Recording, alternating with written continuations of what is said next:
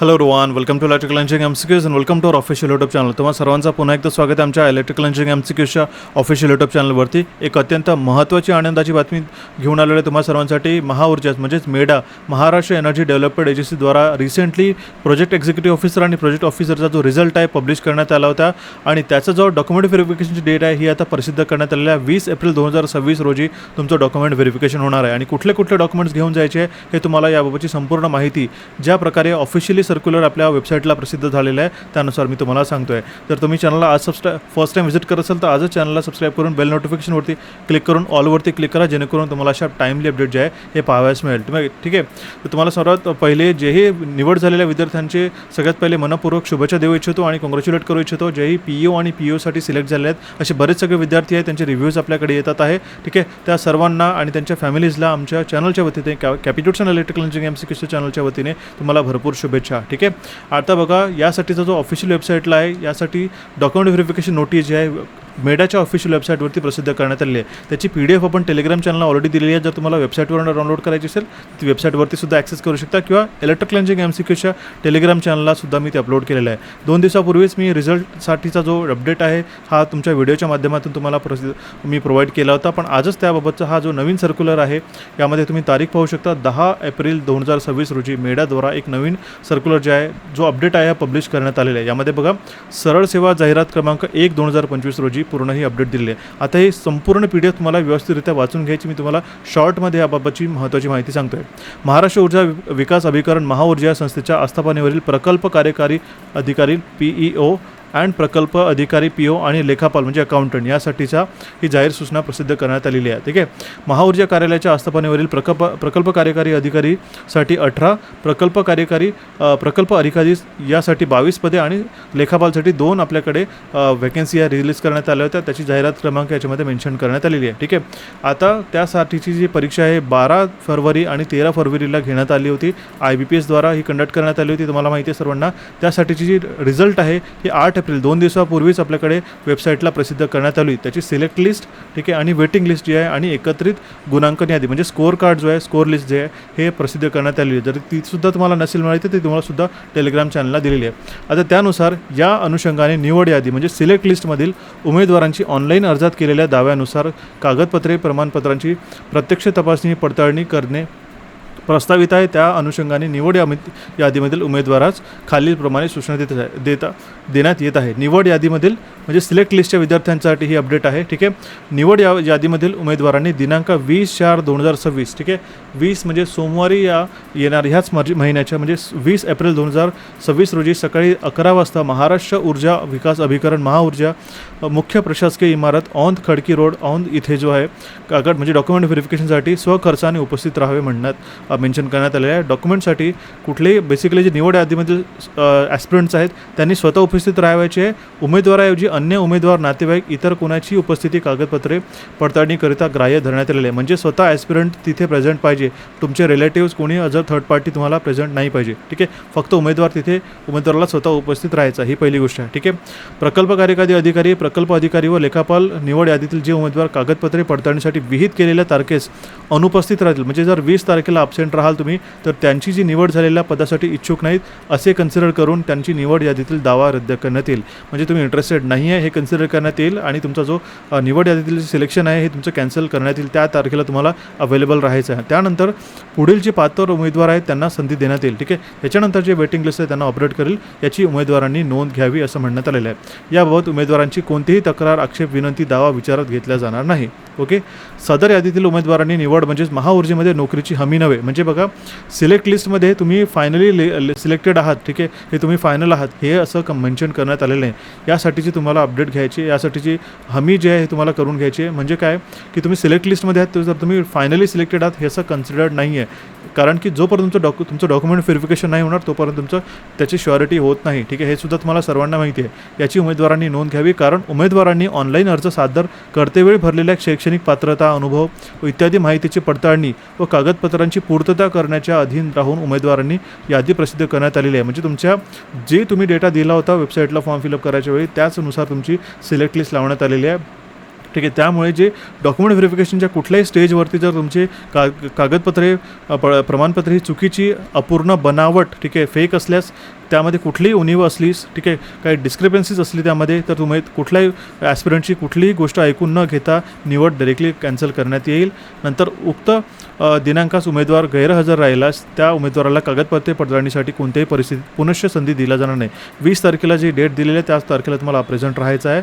आणि सोबतच निवड यादीतील उमेदवारांनी स्वखर्चाने कागदपत्रे पडताळणीकरिता महाऊर्जाच्या कार्यालयात प्रसिद्ध राहावे. ठीक आहे. तुम्हाला स्वतःच्या खर्चाने जायचं आहे तिथे कागदपत्रे पडताळणीसाठी उपस्थित राहण्यासाठी जो महाऊर्जा कार्यालयाकडून कुठलाही प्रवास भत्ता जो आहे तुम्हाला देण्यात येणार नाही. प्रतीक्षा यादीतील उमेदवारांच्या कागदपत्रे पडताळणीबाबत स्वतंत्ररित्या अवगत करण्यात येईल. म्हणजे जेही वेटिंग लिस्टमध्ये आहेत, प्रतीक्षा यादीमधील जे वेटिंग लिस्ट आहे, ठीक आहे, त्यांच्या डॉक्युमेंट व्हेरिफिकेशनसाठी स्वतंत्र सेपरेटली जे आहे हे तुम्हाला जे अपडेट आहे वेबसाईटला म्हणजे पब्लिश करण्यात येईल. ठीक आहे. क्लिअर आहे. सोबतच आपल्याकडे कागदपत्रांची यादी दिलेली आहे. ठीक आहे. आता बघा, या अनुषंगाने जे कागदपत्रांची यादी ही तुम्हाला सगळ्यात पहिले तुमच्याकडे आताच तयार करून घ्यायची आहे. म्हणजे पहिले काय, आवेदनपत्र व परीक्षा शुल्क जमा केल्याचा पुरावा. म्हणजेच आवेदनपत्र म्हणजे काय, ॲप्लिकेशन. ठीक आहे, जे तुम्ही प्रिंट केली असेल, फायनली जेव्हा फॉर्म फिलअप केला तर त्याची ॲप्लिकेशनचे प्रिंट, आणि तुम्ही फीस केल्याचा तो तुमच्याकडे जे PDF असेल त्याची प्रिंटआउट पाहिजे. हे सगळ्या उमेदवारांनी घेऊन जायचे.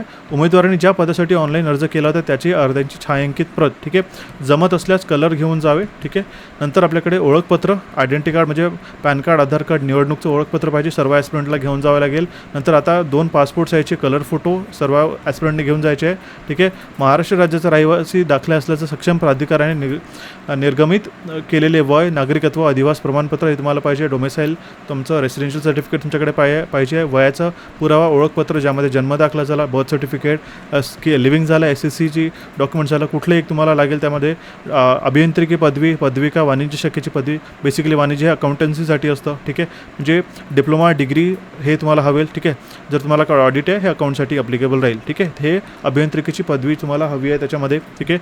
अनुभव प्रमाणपत्र. आता बघा, PEOसाठी हा एक्सपिरियन्स लागतो आहे. तर ज्यामध्ये जाहिरात नमूद केल्याप्रमाणे संबंधित पदाकरिता नवीकरणीय ऊर्जा क्षेत्रातील 3, 5, 7 वर्षाचा अनुभवाचा प्रमाणपत्र, तसेच खाजगी शासकीय क्षेत्रातील लेखा सहाय्यक म्हणून काम करण्याचा 5 वर्षाचा पुरावा प्रमाणपत्र. हे संबंधित म्हणजे जे PEOसाठी ज्यांना एक्सपिरियन्स लागते त्यांनासाठी हे मेन्शन करण्यात आलं आहे. ठीक आहे. संबंधित शासकीय, खाजगी किंवा शासकीय कार्यालयाच्या अनुभव कालावधीमधील कर्मचाऱ्याचे नियुक्तीपत्र, अपॉइंटमेंट लेटर पाहिजे, ओळखपत्र, एम्प्लॉय ID कार्ड, वेतन, पेमेंट स्लिप, संबंधित जे खाजगी शासकीय कार्यालयाचा अनुभव आहे त्याचे वेतनाचे तपशील, बँक स्टेटमेंट लागेल. खाजगी किंवा शासकीय कार्यालयाची तुमचा अनुभव कालावधील, भविष्य प्रोव्हिडंट फंडचा जो किती जमा झालेला त्याबाबतचा तपशील तुम्हाला लागेल. ठीक आहे. त्यामध्ये सगळं दिलेलं आहे. आणि तुमचा कार्यालयाकडील अनुभव कालावधील फॉर्म 16 पण तुम्हाला घेऊन जावं लागेल. नवीकरणीय म्हणजेच रिन्युएबल सोर्सेस जे आहे, ठीक आहे, भूऔष्णिक, geothermal, hydropower, ocean energy, bio energy या ऊर्जा क्षेत्रामध्ये काम करणाऱ्या शासकीय, निमशासकीय कार्यालय, संस्था किंवा खाजगी कंपन्यांमधील अनुभव असणे अभिप्रेत आहे. ठीक आहे. नॉन क्रिमिनल सर्टिफिकेट हे ज्यांच्यासाठी ॲप्लिकेबल आहे त्यांना ॲप्लिकेबल आहेत, त्यांनी घेऊन जायचं आहे. जात कास्ट व्हॅलिडिटी सर्टिफिकेट जे आहेत, ठीक आहे, ज्यांनी कास्ट थ्रू ओपन केलं आहे त्यांना कास्ट व्हॅलिडिटी प्रमाणपत्र तुम्हाला घेऊन जाणं गरजेचं आहे. EWS प्रमाणपत्र.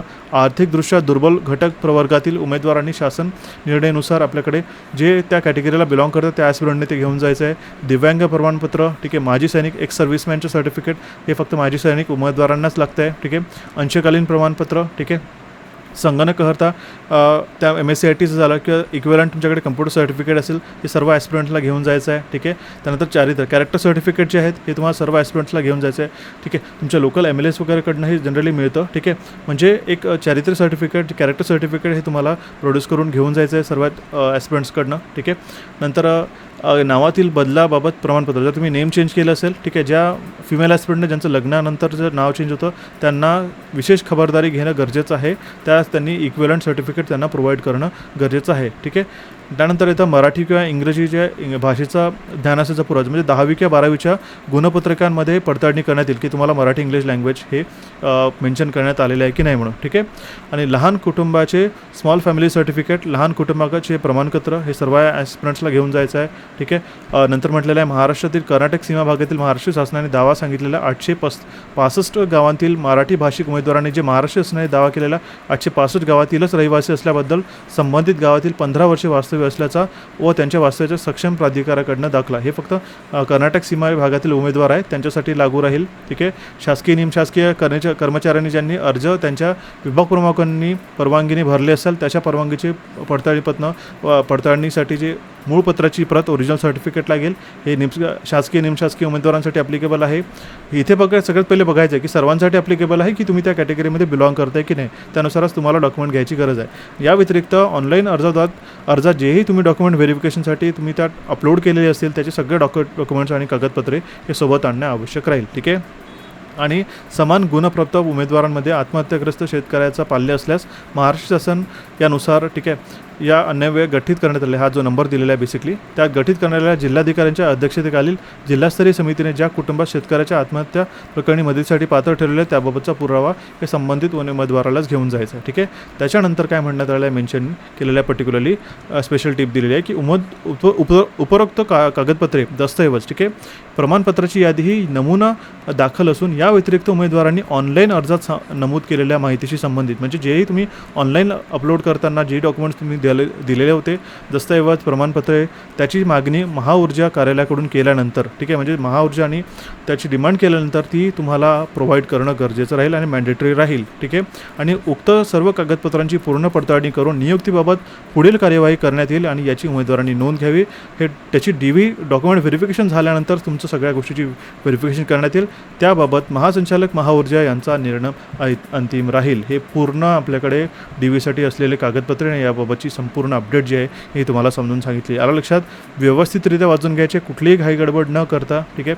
हे तुम्हाला डॉक्युमेंट व्हेरिफिकेशनसाठी डेट लक्षात घ्या 20 एप्रिल 2026 रोजी सकाळी 11 वाजता तिथे तुम्हाला प्रेझेंट व्हायचं आहे. 11 वाजता म्हटलं आहे तर तुम्ही घाई करत 11 वाजताच पोहोचू नये.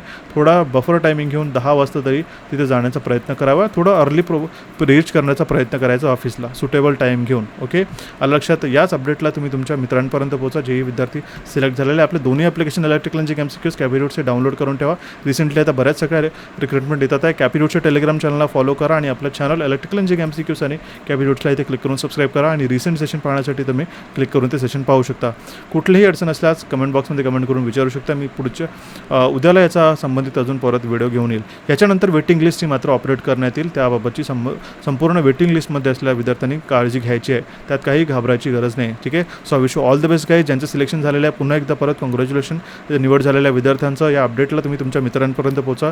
चॅनलशी कनेक्टेड राहा आणि आपल्या चॅनलला सबस्क्राईब करून या आपल्या नवीन अपडेटसाठी चॅनलला बेल नोटिफिकेशनवरती क्लिक करून ऑलवरती क्लिक करा जेणेकरून तुम्हाला अशीच टाईमली अपडेट जे आहे हे पाहायला मिळेल.